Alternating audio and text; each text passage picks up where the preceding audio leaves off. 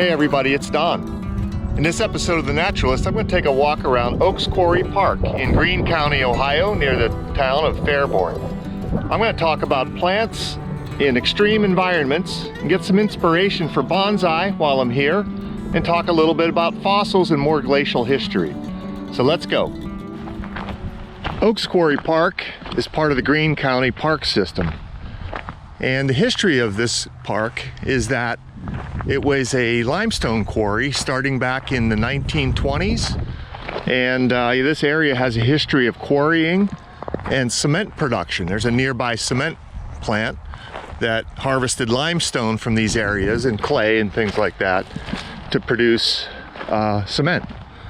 And so what we're left with here is basically a landscape that is what you get back after you quarry an area with relatively little reclamation. All right, so this area was not recovered, for example. The quarried areas, as we'll see, we'll get out on some hard rock areas where basically bare rock. And the plants that are here have had to undergo the plant communities, what you'd call primary succession. And so they're just basically had to get started from scratch. And part of this episode is about, well, what plants come in first and persist in these harsh habitats. Now, what's harsh about it? Again, if you just look at the ground, it's rocky. We're just basically down to limestone bedrock.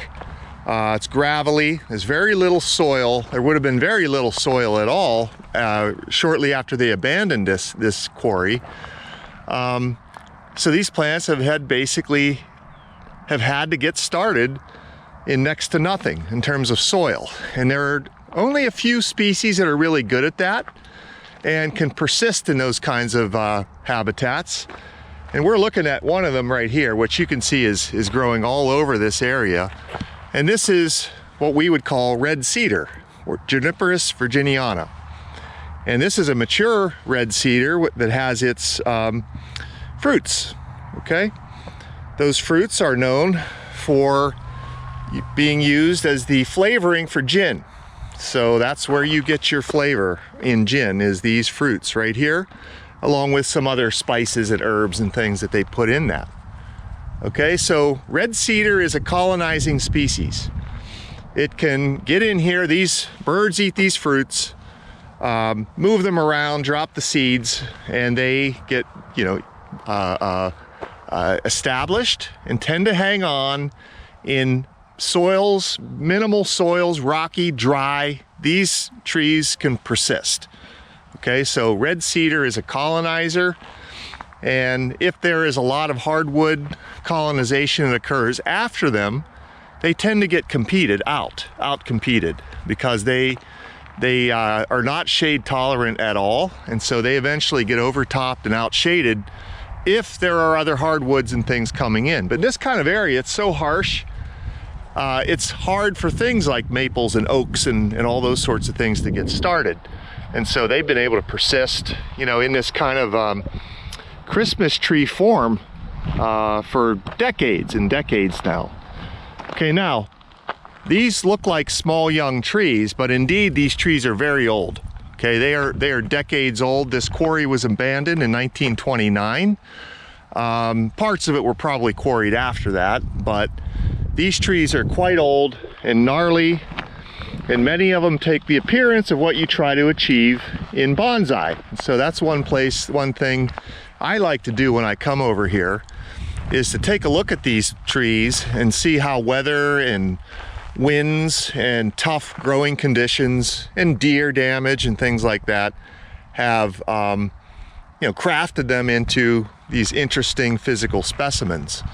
And so we'll take a look at some trees that show a lot of those kind of characteristics you like to mimic in bonsai. And there is the practice of collecting specimens like this from the wild, taking them back in and training them further and styling them in the bonsai world. That's called yamadori. That literally means mountain tree. And here at Oaks Quarry, you're not allowed to collect anything, so that I will not be doing that here. but you can do that sort of thing where you would, take a tree like you see here and decide to take it, dig it up, which is a tough thing in and of itself, but take it back and further style it and train it, given that it is an quite old tree with a nice thick stem already. Okay, and a lot of these trees will show, lots of movement in their stems, dead wood, just as evidence of their tough life out here where there's hardly any soil. It's windy, it's hot and dry in the summer. And so that shapes them into these kind of interesting shapes. Now, this is another tree that seems to be hanging on here, okay, or getting established and hanging on. And this is sycamore, American sycamore, Platanus occidentalis. And so sycamore is one of these successful species out here. And some people might know that sycamore is a very successful street tree, urban street tree. It likes moist soils, but it can tolerate tough conditions along city streets and so forth. So it became known as an urban street tree because it can hang in there under very tough conditions. And so sycamores are another one of the species. And you can see the ones with their still yellow and green and brown leaves. And they're in all kinds of interesting shapes, inspiring bonsai shapes, with kind of curly trunks. They're very thick. These trees are much older than they would appear. This tree here has a diameter probably around 5, maybe 6 inches there. And that tree is probably, I'd say 60 years old, at least. Okay, here's another one. This one has a very thick trunk, broken, gnarly branches, just really inspirational in the bonsai world. And that again is, 60, 70 years old probably. Now, here's another thing I'm seeing as I walk around here. Okay, everywhere you see a sycamore that seems to have gotten in here and gotten established, you see a ring of junipers around it, the red cedars around it. It's a really interesting pattern. It's very clear here. And so if you put on your thinking caps, what's probably going on there is that these sycamore trees are serving as perches for birds. And those birds are carrying the seeds of the junipers, and so they drop them as they sit up there on the branch when they take off.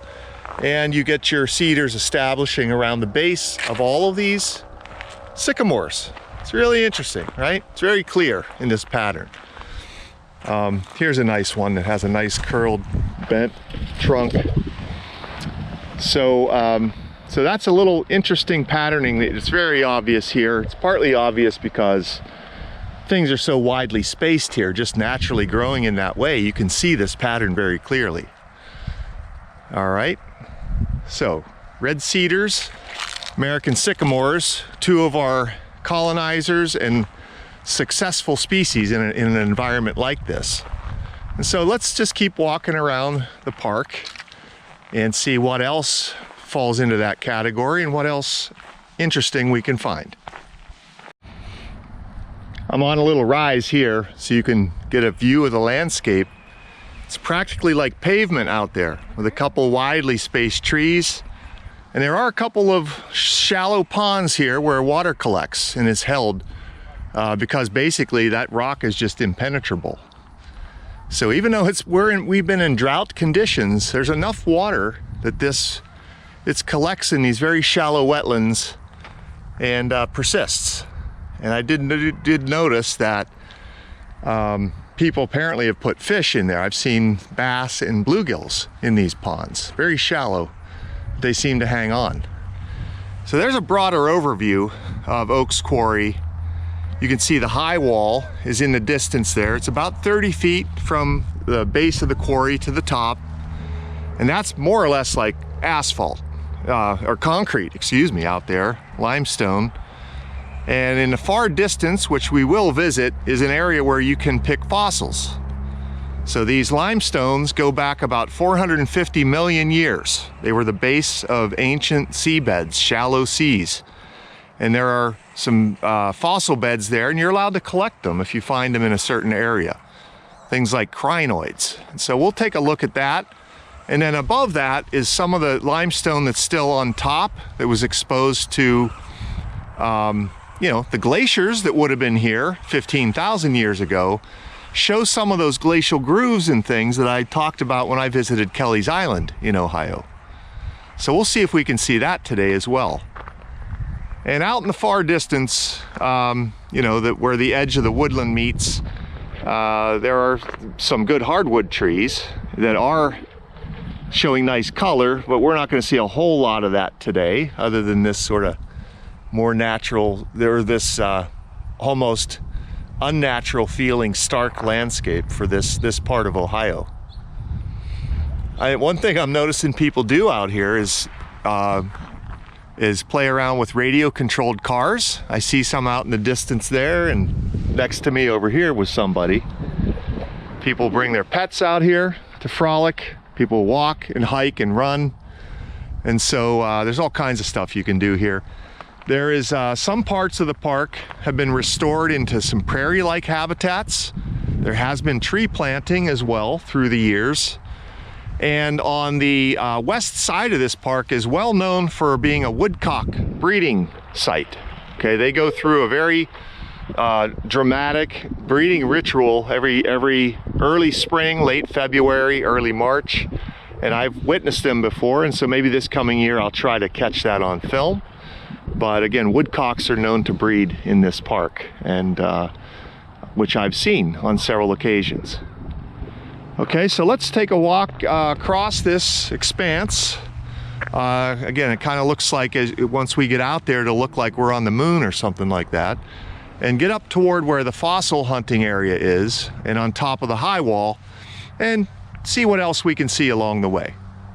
So, let's go. While the particularly rocky and stony parts of Oaks Quarry are somewhat barren, with scattered junipers and sycamores and a few other species, where you do have a little soil, you have a greater diversity, but again, some of that diversity is non-native. So what I'm seeing here, first of all, is a really emerging problematic invasive tree, which is Callery pear. So this is Callery pear with mature fruits on it.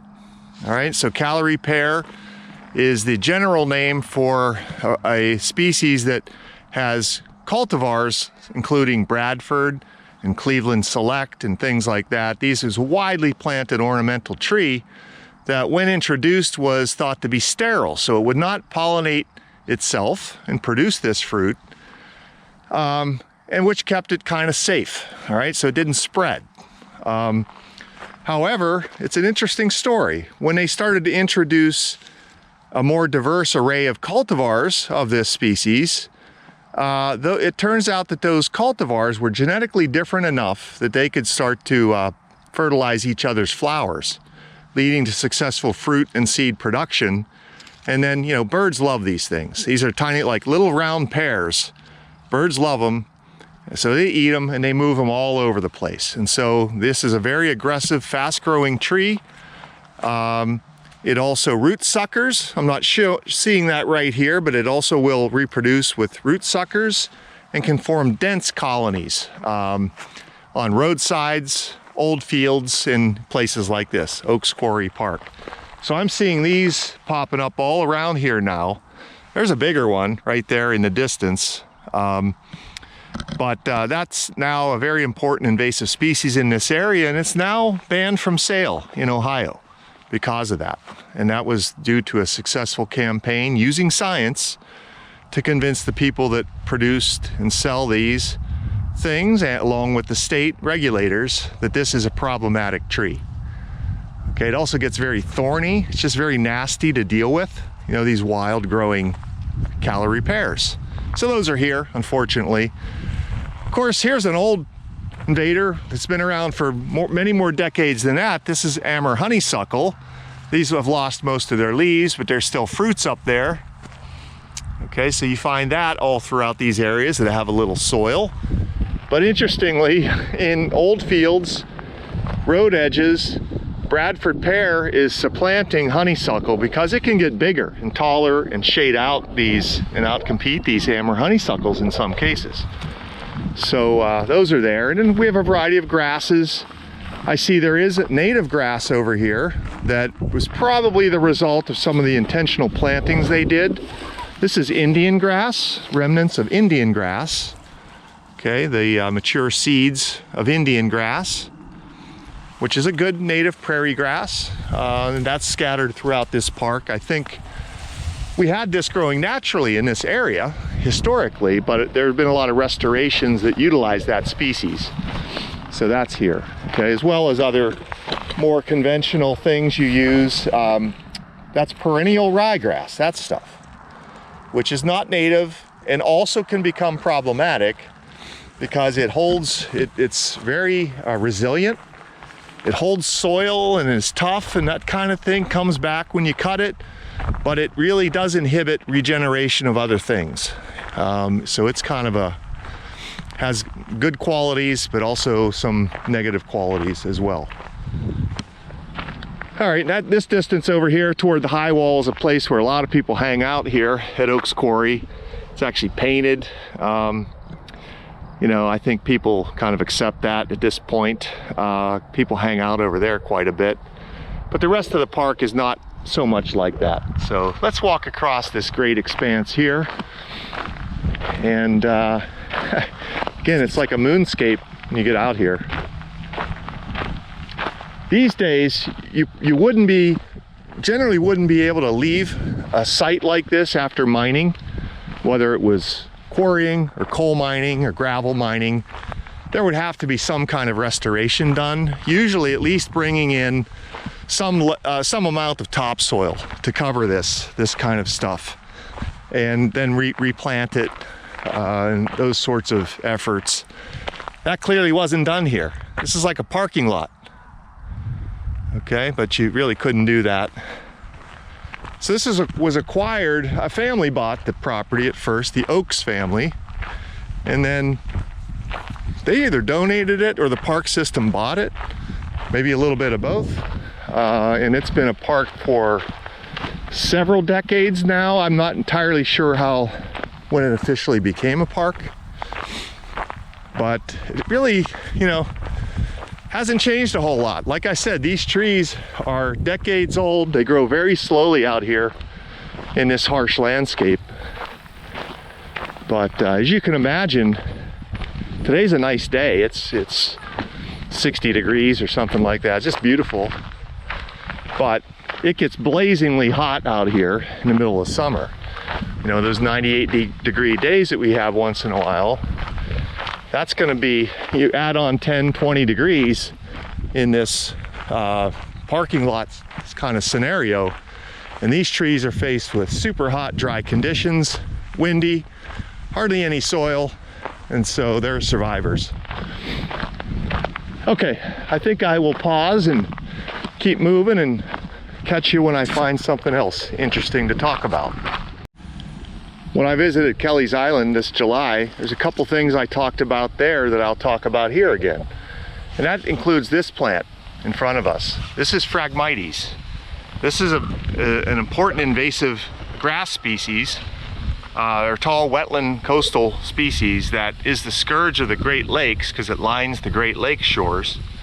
But it basically can find its way into any wetland, edge, river, and can become a problem like this. So this is Phragmites lining this little pond. And again, invasive species are good because they manage to get themselves dispersed around and can persist in tough conditions. And that gives them, you know, a leg up over native species or other species that can't do that. And so it's just a plant being a plant, but unfortunately it's not native, and it can be problematic in terms of outcompeting other better species that could be here and affecting native biodiversity. I do see in this little pond all kinds of small fish. I don't know what they are, okay, but they're definitely, you know, abundant in there. So that's kind of interesting. All right, now the other thing I talked about up along the shores of Lake Erie at Kelly's Island was this interesting community that exists along some of the Lake Erie Islands, and they were called alvars, A-L-V-A-R-S. And alvars, as I showed in my Kelly's Island episode, are just big blocks of limestone, basically lining slabs of limestone lining the beach, all right, along the lake. Look very much like this. And so, you know, it takes a special plant to get established in a little crack in this rock that has a little bit of soil and persist. And up there along Lake Erie, there are some rare and endangered species that can do that and are only found in places like alvars. But here we are with our red cedars. Here's a little, just about a perfect little bonsai specimen. It's wedged itself in a crack and is probably, that tree right there could be 20 years old easily. All right, so there's all kinds of bonsai inspiration out here. I should add too that what adds to that bonsai flavor is not just the wind and the weather and the poor lack of soil, is deer. There would be deer through here too, so deer browsing act as a pruning agent on these trees, and so that contributes to the whole effect as well. It's very much just like bonsai. You prune the tops, you restrict the root volume, and you get the same effect essentially. So okay, let's keep moving. So here's a nice curvy little sycamore, and you know, nature finds a way. It was utilized by a bird, not sure what, might have been a wren, something like that back in the spring. But this area is actually quite good for viewing birds. Okay, you get some birds in the wetlands here, these ponds, sparrows of various sorts. There's been a number of rare species sighted here at the park, and I previously mentioned the woodcocks that are present here as well. So that's really a cool feature of this area. Out of a lot of the trees I see as bonsai inspiration here at this park, there's one I've seen here before that stands out a little bit just because of the nature of its curving trunk and just how kind of perfect it looks, like as though it were shaped, but it was not. Let's take a look at it. That's this tree here. This is an American sycamore again. And it's just almost exactly what you would do to a tree to make it into a bonsai. So that nice curving trunk, you call that movement. It goes left to right. This one has the appearance of what would be like a savanna tree, kind of flat topped. And again, it's all nature that did that. So wind, weather, and deer. So deer would be important here, okay, where it repeatedly perhaps clipped or you know, nipped off the terminal buds. It caused branches to shoot out, you know, in different ways, and just repeated pruning, natural pruning by deer, creating this really cool, almost perfectly shaped tree that you could easily adopt into you know, bonsai styling. Of course, this is bigger than what a bonsai would be, but it's an inspirational kind of tree. All right, very, very interesting. I really like that one.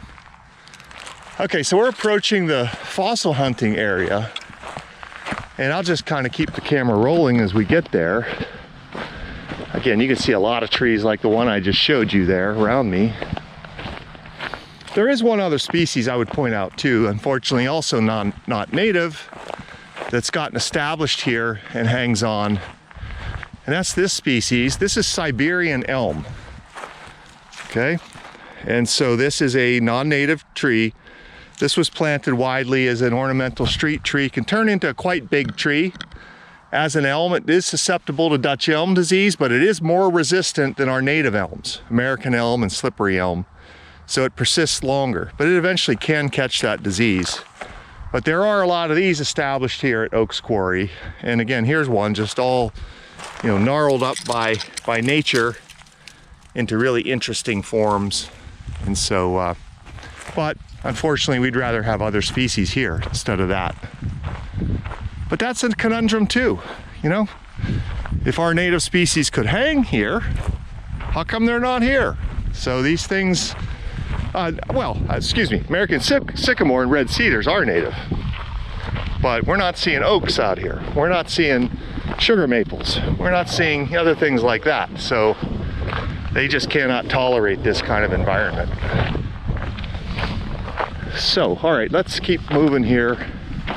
You can see the high wall in front of me there. Various colors and strata are revealed there. And there are just kind of these piles that were left behind that you're allowed to collect fossils out of if you find any. And there are a few parks in this area where you're allowed to do this. Another one is Caesars Creek, south of where we are. So let's see if we can find anything. Maybe I'll look around off camera first and see if I find anything interesting, and I'll show you. I'm not a geologist, but I can talk about it once in a while. And so this area is probably pretty well picked over, to be honest, for fossils. But you know, you can still find some rocks that have a few things. And this area is known for things like having rocks with lots of crinoids and corals. And so here, for example, is a shell of an ancient organism, identity unknown to me, that would have lived 450 some odd years ago. 450 million years ago, excuse me.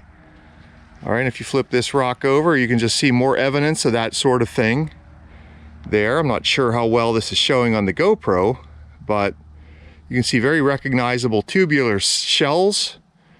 You can find more typical kind of clamshell kind of mollusks in here.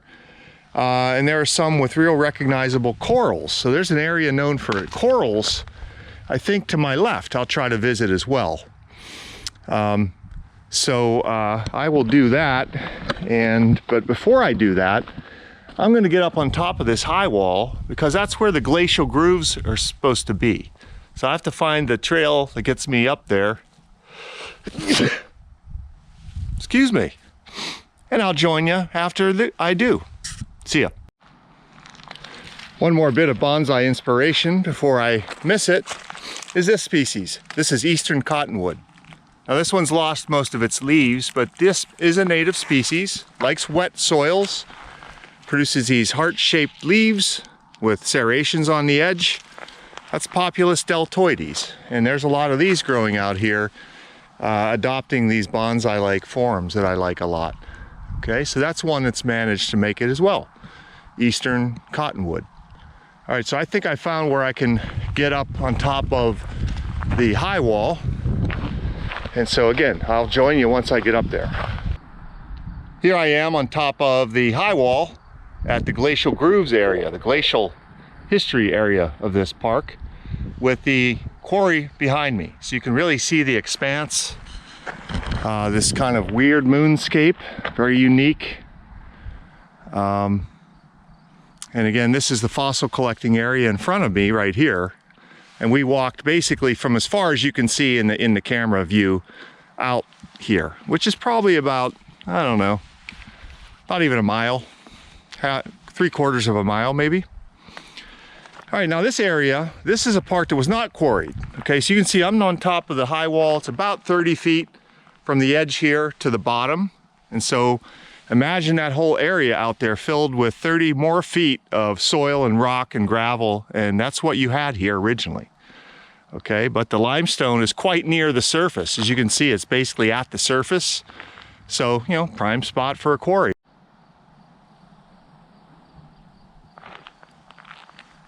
Okay, so here is the area where you can still see some glacial grooves. These are not nearly as dramatic as what you'd saw at Kelly's Island or what we saw at Kelly's Island, but you can see remnants of small scratches or grooves that you can kind of see the remnants of in front of me right here. Okay, there's some linear lines, and if you scroll across here, scroll like I'm on a computer, you can see these scratches continuing all in the same direction. Okay, so that was the movement of glaciers across the top of this limestone 15,000 years ago. So again, those glaciers are babies compared to how old that rock is. That rock is 450 million years old. So glaciers came and gave it a little bit of a smoothing over 15,000 years ago. So you can still see some remnants. Here's an area. You can just see how it was kind of scoured by the movement of the glaciers. Oh, here's a nice fossil in this one too, right here. Yeah, again, I don't know what that is, but this rock is filled with fossils. Everywhere you turn, there's a fossil. But anyhow, this part of the park, you can still see that remnants of glacial grooves. Okay, now what I plan to do is walk back to an area which represented an ancient coral reef. See what we can see there, and I'll probably conclude the episode over there. Okay, see you soon. I've been picking through these rocks at the coral reef area here at Oaks Quarry, and it's tough to find one that shows a nice coral specimen, but just a chunk of rock like this, again, I'm not sure how well this is going to show on camera, is just littered with the fossilized, essentially shells of 450 million year old mollusks and other organisms. This one does not show any corals necessarily, but I see a lot of small-shelled tubular and round cylindrical types of organisms that left their shells behind for posterity, and that we now mine to make, build with and make cement out of in places like Oaks Quarry Park. And with that, I think I will conclude this episode. Hope you enjoyed this visit to this interesting stark landscape at Oaks Quarry Park near Fairborn, Ohio. And until next time, signing off as the Naturalist. Take care. Bye-bye.